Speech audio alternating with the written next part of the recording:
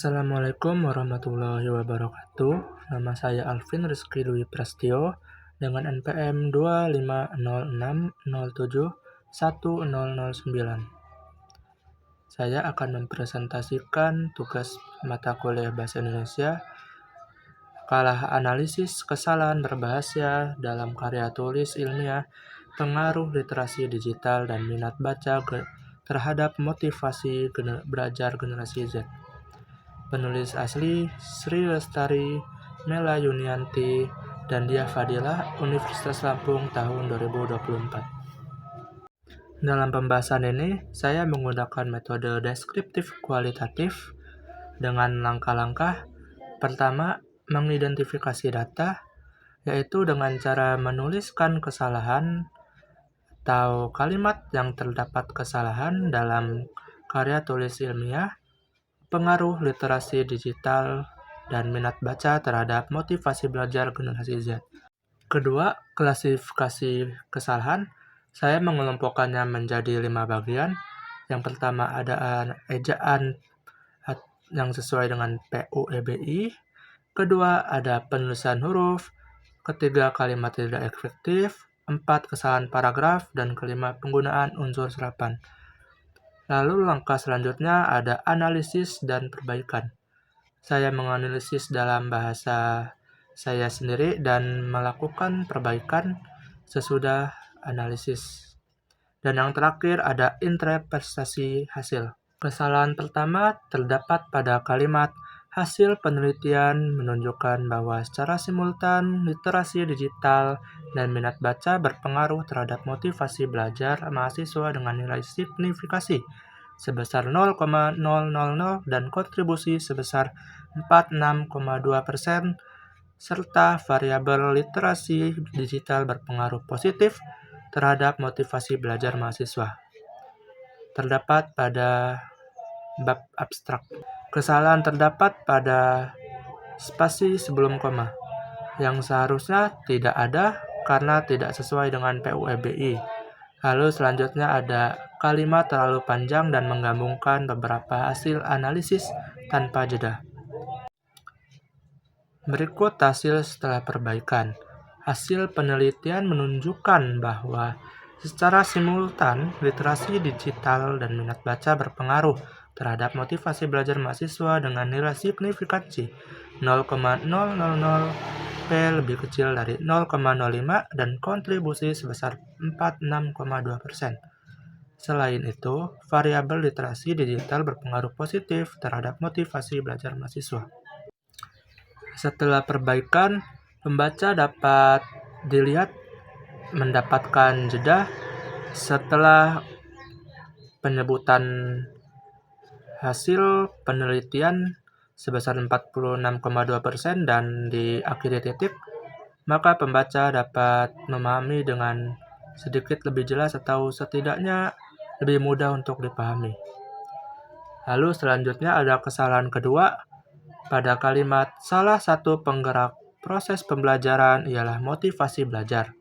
Istilah motivasi memiliki makna daya dorongan, keinginan, dan kemauan.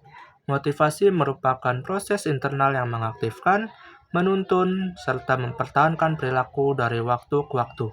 Era sekarang dengan perkembangan teknologi yang sangat pesat. Dan selanjutnya terdapat pada bab pendahuluan paragraf pertama. Perbaikan terletak pada setelah era sekarang seharusnya diberi koma untuk tidak terlihat ambigu karena dari pembaca sedikit terpatah-patah atau tidak nyambung dengan era sekarang maka di dalam perbaikan selanjutnya tertulis dalam dunia pendidikan adalah salah satu penggerak dalam proses pembelajaran ialah motivasi belajar, ialah motivasi bermakna dorongan, keinginan, dan kemauan. Motivasi merupakan proses internal yang mengaktifkan, menuntun, serta mempertahankan perilaku dari waktu ke waktu. Era sekarang, dengan perkembangan teknologi, maka terlihat dari bacaan ada intonasi yang pas atau sesuai. Kesalahan ketiga pada kalimat sampel yang digunakan dalam penelitian ini adalah mahasiswa PPKN angkatan 2020 sampai 2022 sebanyak 70 responden. Dalam kalimat tidak ada kesalahan, namun dalam penulisan huruf terdapat kesalahan, yaitu dalam kata angkatan seharusnya tidak kapital karena bukan dari nama diri atau awal kalimat. Seharusnya cukup dengan tanda kecil. Lalu selanjutnya ada berdasarkan hasil penelitian dan pengujian hipotesis dengan analisis regresi linear berganda yang dilakukan oleh peneliti dapat disimpulkan bahwa terdapat pengaruh positif terhadap motivasi belajar. Kalimat terlalu panjang. Menurut kalimat efektif, setiap anak kalimat yang mendahului induk kalimat harus diakhiri tanda koma untuk memisahkan struktur kalimatnya agar mudah dibaca dan tidak rancu. Setelah perbaikan, tertulis berdasarkan hasil penelitian dan pengujian hipotesis dengan analisis regresi linear berganda yang dilakukan oleh peneliti, dapat disimpulkan bahwa terdapat pengaruh positif terhadap motivasi belajar. Kesalahan kelima terletak pada kalimat yang berdampak pada motivasi belajar mahasiswa. Dan berdasarkan latar belakang inilah, penulis tertarik untuk meneliti lebih jauh terkait pengaruh literasi dan minat baca terhadap motivasi belajar generasi Z, terletak pada bab pendahuluan paragraf keempat. Kesalahan terletak pada kalimat yang tidak efektif karena diawali kata dan. Lalu ada pula kesalahan ketik terhadap motivasi yang seharusnya ada spasi. Perbaikan dari penulis yang berdampak pada motivasi belajar mahasiswa. Berdasarkan latar belakang tersebut, penulis tertarik untuk meneliti lebih jauh terkait pengaruh literasi digital dan minat baca terhadap motivasi belajar generasi Z. Kesalahan keenam terdapat pada kalimat pendidikan tidak terlepas dari kegiatan pembelajaran. Dalam hal ini, pembelajaran yang dimaksud adalah bentuk akumulasi dari proses belajar dan mengajar. Salah satu penggerak pada proses pembelajaran ialah motivasi belajar. Istilah motivasi memiliki makna daya dorongan, keinginan, dan kemauan. Motivasi merupakan proses internal yang mengaktifkan, menuntun, serta mempertahankan perilaku dari waktu ke waktu. Terdapat pada bab pendahuluan paragraf pertama. Kesalahan terletak pada paragraf yang kurang kesimpulan.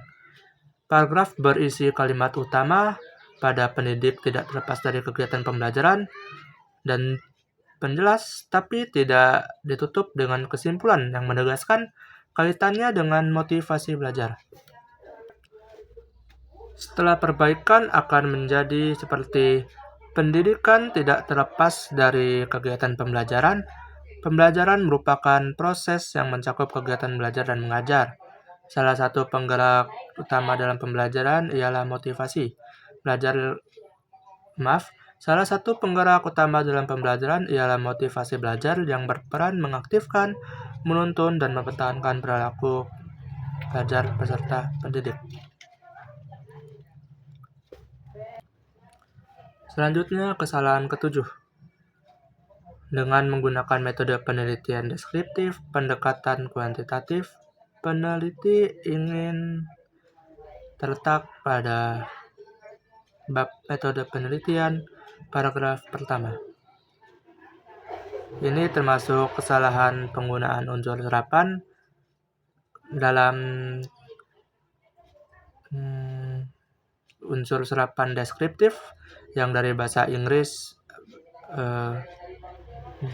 bermakna yang dalam bahasa Inggris deskriptif ya deskriptive Perbaikan yang benar jika diserap dalam bahasa Indonesia akan menjadi deskriptif.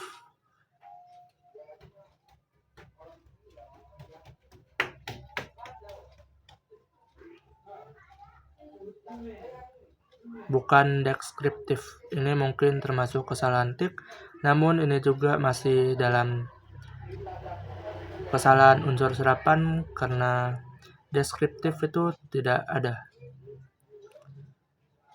Lalu kesalahan terakhir, untuk mengetahui tingkat motivasi belajar mahasiswa PPKN Universitas Lampung ialah dengan melalui pemberian angket penelitian pendahuluan berupa kuesioner. Kuesioner dalam Kamus Besar Bahasa Indonesia itu tidak baku. Menurut Kamus Besar Bahasa Indonesia, bentuk baku dari kuesioner ialah kuesioner.